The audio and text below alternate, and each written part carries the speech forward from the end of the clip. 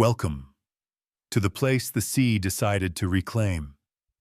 They called it Tide Runner Bay, a forgotten inlet on the Atlantic edge hidden behind cliffs, the color of ash where fishermen's nets once danced in the wind, and children raced the retreating tide until dusk. Life here was simple, slow, predictable. The kind of place where the sea gave as much as it took. But in the summer of 1932, the sea changed its mind. It began to move differently, restless, heavier, each wave breaking closer, louder, until the shore itself started to tremble beneath their feet. The locals thought it was only a storm coming. They didn't yet know. The beach itself would not survive the week. It started on a Tuesday, August the 2nd. Clouds gathered low, thick as wool, but the air stayed dry. From the cliffs, you could see the water shifting color, turning from blue to iron gray. Captain Edward Mallory, commander of the small trawler. The Martha J. kept his crew working through the afternoon, though the barometer had begun to fall. "Winds are moving wrong," he wrote in his log waves, "too tall for calm weather breaking against the wind." By nightfall, the harbor lights flickered and went out. Those who lived along the bluffs said the sea had grown louder, its roar breaking into the valley like thunder. Then, sometime after midnight, it began the struggle between land and water. Waves struck the shoreline with a rhythm no one had heard before, and not wild, but deliberate, almost timed. One after another, each heavier than the last, grinding against the sand, lifting pieces of it away. The fishermen fought to save their boats, ropes snapping in their hands, water searing through the gaps like steam. Women and children ran with lanterns, shouting over the wind as seawater spilled into the streets. The men formed lines along the dock, tying whatever they could, praying the sea would stop. But it didn't stop. It climbed. The waves swallowed the path to the lighthouse, tore through the dunes, and by dawn, half the village stood underwater. Houses collapsed like paper, nets, barrels, and names all gone. When the tide retreated that morning, it left behind a silence no one could stand. The air smelled of iron and dead fish. The once wide beach had vanished beneath a layer of churning gray foam. Only the tip of the old pier remained a black cross, stabbing out of the surf. People searched for the missing 27 in total, but the sea gave nothing back. Days later, the Martha J. drifted into the harbor, empty, its hull scarred, its deck half torn away. A sailor who first boarded her said the ship was breathing, rising and falling, though no waves touched her. Inside, everything was soaked but untouched, frozen in time. The clock on the wall read 2:17 a.m. The kettle was still warm. The lifeboat was gone. Reporters came. Officials took notes. They called it an erosion event, a natural collapse of the coast. But the people of Tide Runner told another story, that they heard voices beneath the crashing waves, calling out names one after another. That when they looked down into the water, they saw faces staring back, familiar faces, pale, calm, drifting upward with eyes open. Some said the sea was reclaiming what it had once lost. Others said something far older had awakened beneath it. And for years after, at every high tide, the ocean made the same sound, a deep, rhythmic pulse like something beneath was still trying to breathe. Before we begin, tell me where you're watching from, and what time it is where you are right now, because time itself, as this story will show you, doesn't always move in one direction. In the weeks that followed the vanishing of Tide Runner Bay, the ocean grew strangely still. Fishermen from neighboring towns refused to sail near it. They said their compasses spun, their nets came up empty, and sometimes the water itself seemed to hum beneath their boats. Newspapers called it the sea that stole the shore. For the first few days, people came by the dozens, curious, skeptical, holding cameras and binoculars. But one by one, they stopped coming. The silence of the place, the smell of salt and iron. It made the skin crawl. Even birds no longer crossed that air. The village that once stood above the cliffs was a ruin now, door frames torn from hinges, boats stranded in the fields, the church bell lying in the mud like a fallen tooth. Survivors lived in tents built from fishing canvas, their faces cracked from wind and salt. They spoke little. At night, some said they heard the waves moving in rhythm again, not the usual crash and fade, but a heartbeat steady and deep. The men refused to go near it, but the children listened, counting the beats. 12. Always 12. Then silence. Then it began again. 2 weeks later, an investigation team from the mainland arrived. Scientists, naval officers, and a journalist named Clara Hensley, who would later publish the first detailed account of the disappearance. She described the place as eerily preserved, as though time had stopped mid-motion. The sand was packed tight as stone, and the waterline glowed faintly under moonlight. Her notebook contained sketches of the bay before and after, and a quote from an old fisherman, "The sea took what it wanted, miss, but it left the memory behind." The investigators began mapping the coastline, comparing old nautical charts to the new landscape. The difference was impossible to ignore. Over 70 meters of land had been swallowed, and yet there was no sign of a landslide or erosion. The seabed itself had deepened in a perfect semicircle, smooth as if carved. Not natural, one geologist whispered. Too clean. They took soil samples, water readings, magnetic scans. Every instrument malfunctioned within hours. Compass needles shook. Clocks ran slow. Film fogged before it could be developed. One night while camping near the wreck of the old pier, Clara awoke to the sound of dripping water. But it wasn't raining. The sea was far below. The dripping came from the air, slow rhythmic landing on her tent in precise intervals. When she stepped outside, she saw the tide had crept halfway up the cliff. She watched it rise inch by inch, though the wind was still. It stayed there for almost a minute, motionless, then fell back without a sound.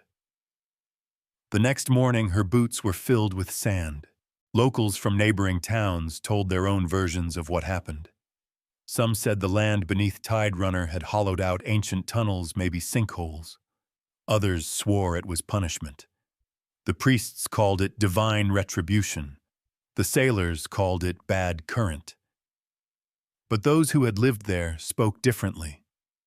They said the sea was alive, not metaphorically, but truly alive, and that what they saw that night was not water, but movement, as if something enormous had turned beneath the surface, brushing against the bottom of the world.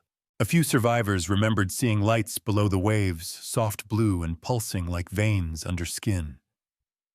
The old widower, Thomas Avery, said they followed the boat before the final surge, circling it in a slow spiral.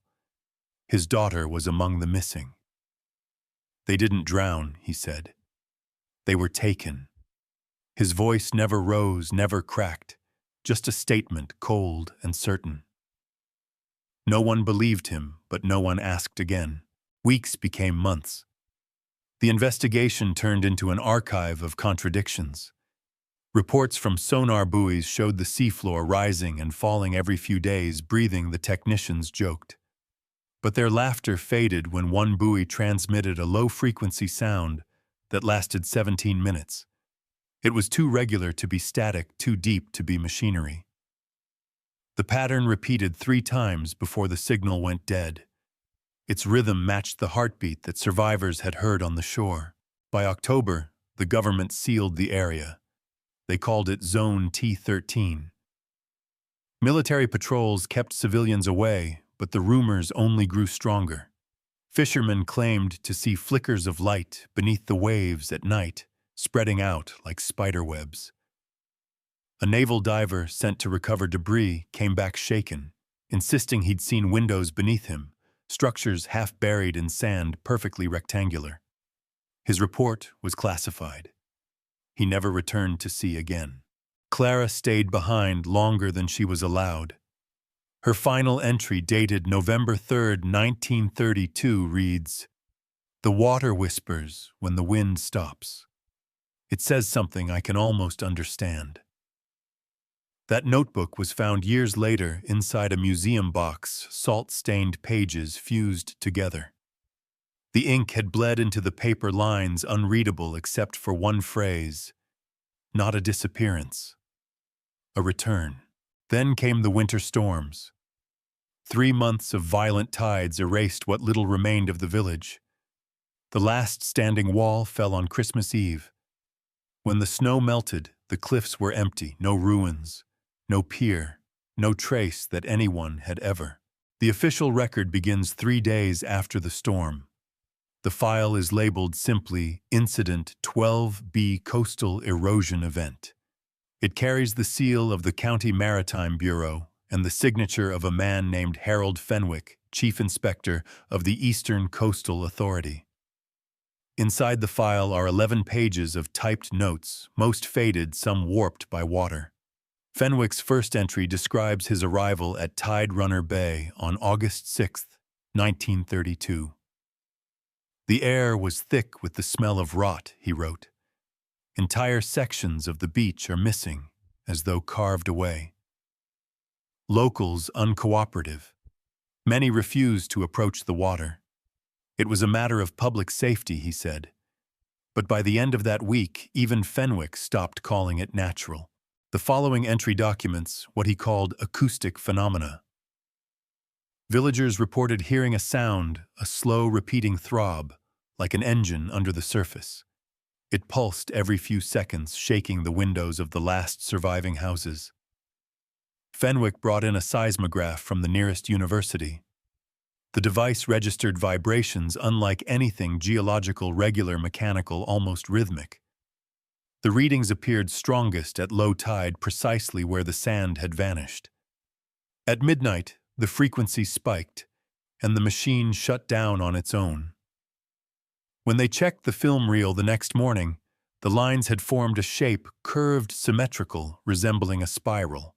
By August 9th, search operations had expanded 12 miles along the coast.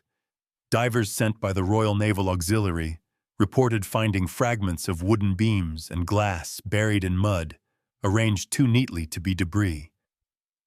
They said the seafloor there dropped suddenly, a straight cliff 50 feet down, before leveling out into what appeared to be a flat plain. The divers described structures, door frames, tiled pieces, as though the remains of something man-made. One diver, Lieutenant Shaw, refused to return to the water after his second descent. He said the current felt alive, pulling against his chest in rhythm with his own breathing. It wasn't drag, he told Fenwick. It was grip. On August 11th, a fisherman named Jacob Rowe came forward. He claimed he had been near the mouth of the bay the night before the disappearance. His testimony is still preserved on wax recording, grainy, trembling, but clear. The waves weren't breaking normal, he said. They were moving sideways, crawling across each other, like something pushing up from underneath. When asked what he saw, Rowe paused for nearly a full minute before answering. "It wasn't water," he whispered. "It looked like glass bending."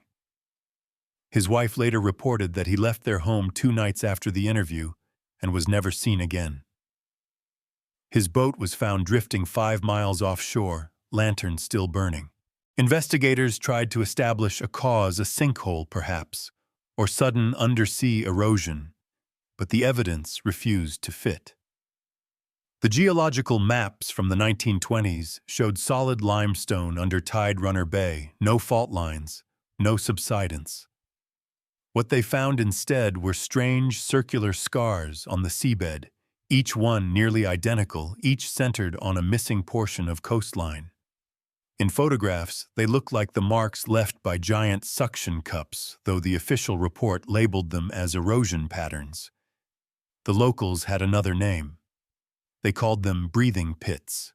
By the second week of investigation, the bodies of 2 crewmen washed ashore 20 miles north, wearing the uniform of the Martha J.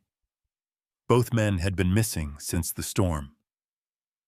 The autopsy noted severe compression of the rib cage and extreme saltwater saturation, as though they had been submerged at tremendous depth. Yet their lungs contained no water. Their skin was pale smooth and cold, no signs of decay.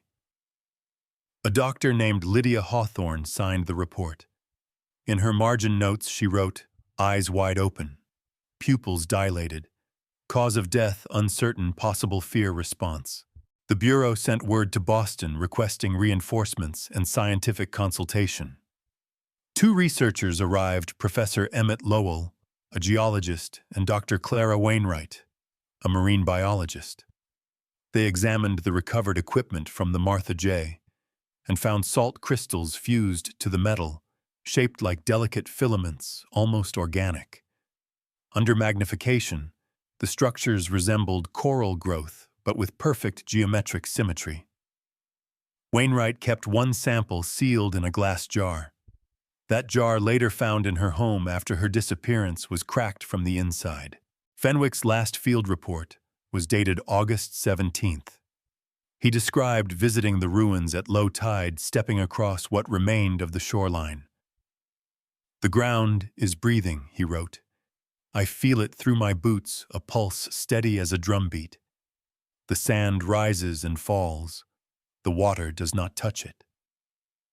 Later that night, he and his team heard a noise that seemed to come from below the cliffs, a hollow, echoing knock 3 times, followed by silence. One man panicked and fired his revolver into the air. The echo repeated his shots, seconds later, but slower, deeper, as if the cliffs themselves were answering. By the end of the month, all operations were suspended. Officially, the case was closed under the title Unexplained Subsidence and Marine Collapse. Unofficially, the men who had worked the site stopped speaking about it entirely. Fenwick resigned the following spring, citing fatigue and auditory delusions. He died 3 years later in a sanitarium, leaving behind a locked trunk. Inside were the missing log pages from the Martha J. recovered from a fisherman who had found them floating in a bottle near the bay. The pages were wet, the ink nearly gone, but 3 words could still be read. "Waves still running." A copy of Fenwick's report reached the archives of the Maritime History Society in 1954. It remained sealed until 1978, when a historian named Margaret Sloan requested access.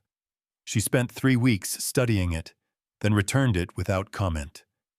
A year later, Sloan published an article in Atlantic Review titled "The Shore That Vanished Twice."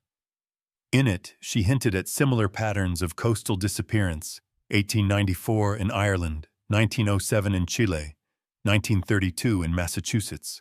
Her final note reads, "All share one detail. The rhythm of the tide matches the human heartbeat." Modern researchers revisited the area in 1991 with sonar and magnetometer scans. They found the seabed unstable waves of sediment rising and falling as though stirred from beneath. The instruments registered fluctuations exactly every 12 hours, still repeating after nearly 60 years. When amplified, the sound produced a deep, resonant tone, not noise, but a pattern, something structured, almost melodic. One technician described it as a hymn without words. When they increased volume playback in the lab, every glass window in the building cracked simultaneously. No living witness of 1932 remains today, but their descendants still tell the same stories. That the waves at Tide Runner never sound the same twice. That the sea there doesn't reflect the moon. That sometimes when the wind dies, you can hear the slow drag of something moving below, circling the lost shore. They say the water is waiting. They say it remembers names. And every August, when the tide runs high and the air turns heavy, people claim to see a light far out at sea, flickering like a ship's lantern, bobbing once, twice, then sinking. Some believe it's the Martha J. still fighting the waves that swallowed the beach. They say the sea at Tide Runner Bay learned how to breathe. That after the storm of '32, it became aware of what it had taken. Old fishermen speak of a low hum that rolls through the cliffs at night, a sound not made by wind nor wave, but something caught between. It calls, they say, not for ships, but for names. Each time someone speaks the name of a lost sailor near the water, the tide rises just a little higher, as if answering. Some swear the sea remembers every voice that ever begged it for mercy. After the disappearance of the Martha J., the people of the coast began to change their ways. Nets were no longer dried on the sand, but hung from poles inland. Children were forbidden to draw near the water at dusk. Women would pour salt into the cracks of their doors and windows. Before nightfall, a ritual said to keep the breathing from entering the house. Those who ignored the custom found strange wet prints on their floors in the morning, shaped like human hands leading toward the sea. None dared to follow them. There is a song still whispered by the oldest in the village, a lullaby they claim for those the tide has taken. It has no melody now, only a low chant syllables that do not belong to English. Translated loosely, it says, "The sea does not steal, it collects what forgets to look back." When sung near the water, the waves fall silent for a few seconds, as if listening. The elders call this the pause. They say it is rude to speak during it. To break the silence is to invite the tide to answer. In the decades that followed, people told of lights under the waves, not reflections, but steady, deliberate glows moving in patterns. Some believed they were lanterns of drowned sailors still rowing beneath the surface, searching for the shore that no longer existed. Others whispered that they were eyes, great slow eyes that had been watching the coast since before men built boats. One story claims that on the darkest nights, those eyes look upward and blink, pulling the water upward with them. That's when the tide runs backward for just one breath. The sea began taking offerings. Not demanded, but given. Fishermen left bread and tobacco on the rocks before launching their boats. Women threw the first catch back into the water, whispering for the ones who walk below. Once a traveler laughed at the ritual and refused to take part. His boat was found the next day, empty upright, every nail rusted black. Inside was a handprint pressed deep into the wood, as though something heavy had leaned against it from below. The tide that week came in 30 feet higher than usual. Somewhere in the 1950s, the people began speaking of the listener. They said he was once a man who went diving after his brother's body and never returned. Now when storms approach, you can hear him walking the cliffs, his footsteps perfectly in rhythm with the waves. He hums the same 3 notes again and again, and if you hum them back, the wind stops. The silence that follows is unbearable. Many who claimed to have heard him never slept properly again. "He's counting the missing," one fisherman said, "and he's not done yet." In every story, the sea is not evil, only hungry. The elders say it craves weight memory, the heaviness of human things. That's why it takes boats, anchors, even footsteps.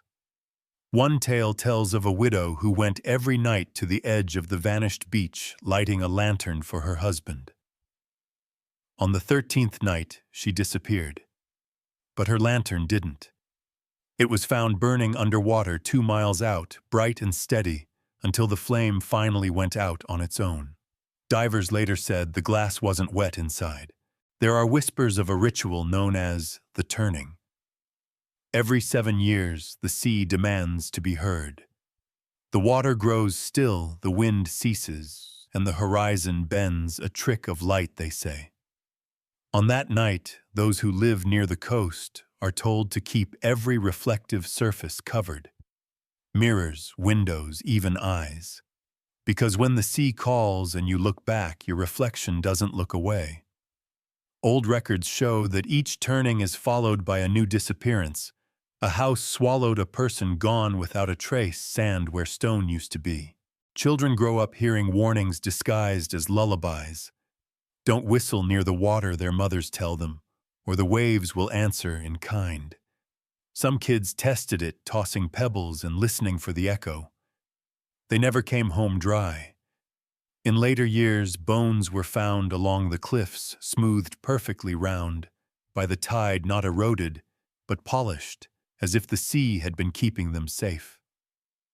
No one buries bones at Tide Runner Bay anymore. They leave them on the rocks where the salt can reclaim them. A local legend says that the cliffs themselves are alive, that they remember every collapse and whisper it back through the wind. Hikers have reported hearing voices calling from the stone voices that sound like loved ones long dead. They say if you answer, the ground softens under your feet, like sand pretending to be solid. In 1973, 2 tourists vanished after claiming they'd heard a child's laughter echoing from a crevice. Search teams found their footprints leading toward the edge, and then simply ending. Even now, the locals refuse to map the bay. No charts, no markers. They say drawing the coastline invites it to change. The government once sent surveyors to make an updated map. The team's instruments malfunctioned, and every photograph they took came out blank white, as though the sea had erased itself from film. It doesn't want to be measured, one of them said afterward. It wants to be remembered wrong. The man quit his job that same week and left town without collecting his pay. And so the story continues, part tide, part ghost, part hunger. Each August, when the air thickens and the surf begins to hum, the people of Tide Runner Bay close their windows and whisper a name to the sea just once, softly. They say it keeps the waves from learning your face. Others, less careful, still go down to the shore to watch the horizon glow faintly red where the old village once stood. Some say they see boats drifting there, sails full, though the air is still. They say if you listen hard enough, the sea will breathe, and then whisper back. The first testimony was found inside a waterlogged notebook wrapped in oilskin, discovered wedged beneath the beams of the collapsed pier. The handwriting was erratic, but the ink still blue. It wasn't a storm, the author wrote. It was a rhythm, the kind that makes your chest match its beat. The waves didn't crash, they breathed. I saw the sand move not down or away, but upward, like something underneath was waking up. Henry said we should pray. I said we should run. The sea laughed. I swear it did. A lighthouse keeper named Calloway left a series of short recordings in 1933 labeled simply Night Logs. His voice trembles, sometimes drowned by wind. The water's been higher again, he says. Not rough, just wrong. The light beam hit something last night. It wasn't a boat. Too big, too slow. It rolled its back to the surface and disappeared. When the tide went out, the rocks were dry, but the air smelled of copper. His last entry ends mid-sentence, followed by the hiss of tape and something like a faint heartbeat under static.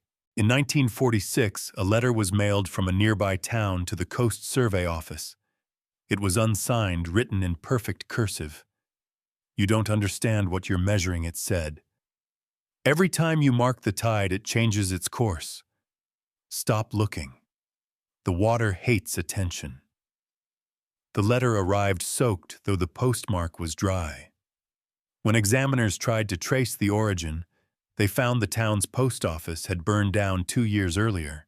One diver in the 1950s, Thomas Harrow, kept a log of his dives searching for the Martha J. On his 4th dive, his entries turned strange. The seafloor isn't flat. It folds like lungs. I can hear it moving under me. His final note read, "Found wood. Letters M and J carved, but they're inside the coral like it grew around them." His gear was recovered later, covered in fine sand, as if it had been buried for decades. His body was never found. A woman named Lydia, daughter of one of the missing crewmen, recorded her voice in 1961. The reel was labeled, "For Whoever Listens Next." Her tone is calm, resigned. I went down to where the beach used to be. There's no sand, only stone and shell. But when I close my eyes, I hear him, my father, calling my name from under the waves. Not words, just tone. And the worst part, the sea answers me back. The tape ends with her singing softly, then the sound of rushing water inside the room. By 1970, the testimonies had multiplied. Local fishermen, lighthouse workers, passing travelers, all describing the same hum. Some called it the engine of the deep. Others, the sleep below. A teenage boy once claimed he followed it, chasing the vibration through the mist, until it turned into a voice that sounded exactly like his mother's. When searchers found him, he was staring at the horizon, whispering, "She's home now. She's home." He wouldn't speak again. In 1982, a tape surfaced at a maritime archive auction marked Vanishing Shore, property of Dr. Marin. The voice was male, scholarly British. The geological scans show no anomaly, he says. But the equipment fails near the fifth marker. The compass spins. The tide pulses in perfect sync with my heartbeat. It's as if it knows I'm here. The tape goes silent for 40 seconds, then resumes with heavy breathing and one final phrase: "It looked back." From 1990 onward, most official mention of Tide Runner Bay vanished from state records, but home recordings continued. One shortwave enthusiast captured what he believed was ocean static. Late one night. Yet amid the crackle, a voice murmured, coordinates repeating them twice. When traced, those coordinates pointed to open water exactly where the Martha J was last seen. The frequency was never found again. The man quit radio altogether, saying, "I think it was trying to find me back." In the 2000s, a recovered camera washed ashore 20 miles south of the site. Inside 3 minutes of footage. A foggy shoreline. The sound of heavy breathing. A faint hum. Then waves moving in reverse. The person filming gasps and whispers, "It's running backward. It's coming for what it left behind." The image distorts, the water fills the lens, and then darkness. Forensic analysis dated the device to 1934. The model wasn't manufactured until 1972. A retired Coast Guard named Daniels kept journals until his death in 2011. His handwriting was careful, almost ceremonial. "Every 7 years I hear them bells from under the water. Not church bells, but ship ones, each tone lower than the last. I count them. I used to believe they marked time. Now I know they mark memory." His last page was torn halfway through. The remaining words, "When the sea breathes in, you must not exhale." Even now, researchers claim to hear the hum when reviewing old audio files from the area. It isn't present in the raw recordings, but appears only when played aloud in coastal air. They describe a sensation like gravity leaning sideways, as if sound itself were heavier there. The more they amplify it, the softer it gets, until all that's left is breath and a whisper that almost forms a word. Almost. And then the most recent discovery, a single voicemail received by a journalist investigating the archive. The number was untraceable. The message lasted 13 seconds. A man's voice, low and trembling, saying, "You're asking the wrong question. It's not where the beach went. It's what came out when it left." Then the hum. The same hum heard in 1932. The same hum still heard when the wind comes from the east. The investigation was supposed to end in 2019, when the coastal authorities sealed off the area for erosion control. But that night, satellites picked up a pulse, a rhythmic flash in the water like Morse code. 3 long, 1 short, the same pattern used by the Martha J in her final radio call. Analysts dismissed it as a glitch, until the frequency matched a heartbeat. Not human, not mechanical, something slower. like the pulse of an enormous creature asleep beneath the sea. Divers sent to verify the source returned with their lights, shattered their gauges, frozen mid-read. One described a vertical shadow beneath him, not moving, not still. When he rose to the surface, he swore he saw sand falling upward, vanishing into a shape he couldn't name. Another diver claimed to hear voices through his regulator, not words, but the sound of laughter breaking underwater. Both refused to dive again. Their logbooks were confiscated. Officially, nothing was found. Unofficially, they stopped the operation at dawn. Then the archive opened. Files long marked sealed by maritime court were suddenly released under digital reform. Among them, photographs blurred beyond reason showing what appeared to be a stretch of land where the tide met the horizon, bent upward like a curtain lifting. Beneath it, faint outlines of masts, inverted. Analysts concluded the negatives were damaged. But someone zoomed in too far and saw it a face, not human, not monstrous, just awake, watching from inside the wave. Weeks later, strange tides began to reach further inland.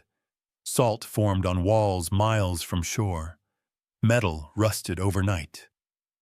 In one village, every clock stopped at 3:17 a.m., the time the Martha J's final logbook entry ended.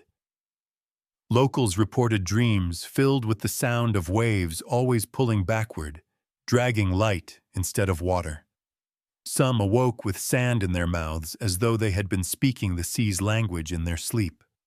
Doctors called it stress. Priests called it inheritance. A recording leaked. It was said to come from a hydrophone lowered 200 meters below the vanished shore. At first, nothing. Then a voice. A woman's. Singing low, fractured as though from behind glass. The tone matched the lullaby from 1932. The sea does not steal. It collects what forgets to look back. As the voice faded, another sound rose, hundreds of others overlapping, breathing in sync. The technician who reviewed the file collapsed mid-audio. Before he fell, he whispered, "It's not under us. It's around us." Government cleanup teams arrived days later. They said they were testing salinity, but residents saw them carrying sealed crates marked with a symbol, 3 lines curved like waves, one broken. When questioned, they said the crates were filled with equipment. But one night, a guard dropped his flashlight. The beam caught what was inside, a glass container fogged from within, pressed by something pale and moving. The guard screamed that it blinked. The next morning, he was gone. His name was erased from all rosters. At the same time, across the coast, every recording of the Martha J began distorting. Archivists replayed old audio and found new sounds layered in knocking, tapping, rhythmic clicks. When slowed down, they formed patterns spelling coordinates not far from the original site. A research drone was sent transmitting live footage. What it saw was impossible sand rising from the ocean in spirals forming what looked like ribs or walls. Then the feed cut. The drone's memory card was later found inside a seashell. Then came the night the beach returned. Just for 1 hour. Locals woke to the smell of salt and the sound of children laughing, the same laughter from the tapes of 1932. They ran to the cliffs and saw under the moonlight a perfect stretch of sand, glimmering untouched, as if time had reversed. But on it were footprints, hundreds, leading toward the water. Some small, some deep, some barefoot, some wearing boots from another century. The waves swallowed the last print before dawn. By morning, the beach was gone again. A scientist who had studied the site for decades left one final note before disappearing. The sea isn't expanding, it's remembering. Every wave is a pulse of recollection. Every tide a breath of something vast, trying to recall its own beginning. We built our shores on its memory, and now it's taking them back. His apartment was found locked from inside. The walls were damp, the floor covered in fine sand. His body was never recovered.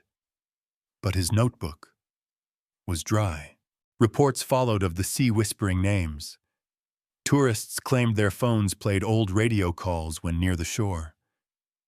One woman heard her own voice calling back from the waves, saying words she'd never spoken, "Come see what's beneath your shadow." A boy threw a stone and said he saw it hang in the air, sinking upward instead of down. The footage was confiscated.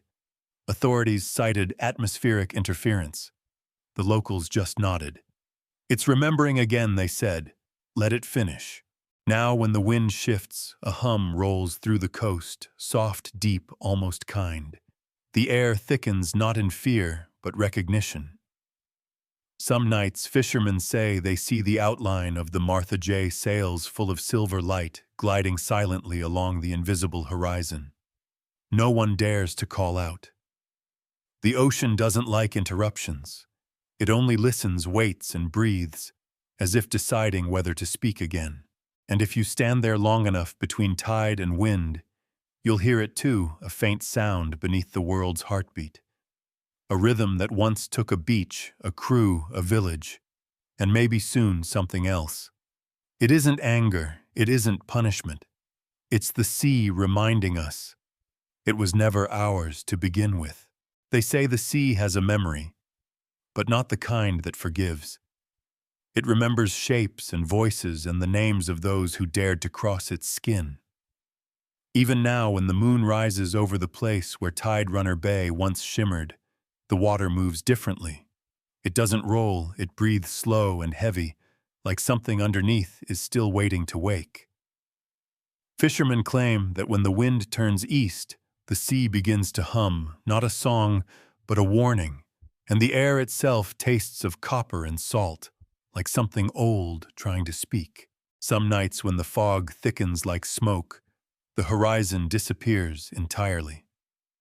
Lantern lights flicker above the surface, bobbing gently, as if carried by invisible hands. Old men say those are not boats, but memories of boats, echoes trapped in the breath of the tide.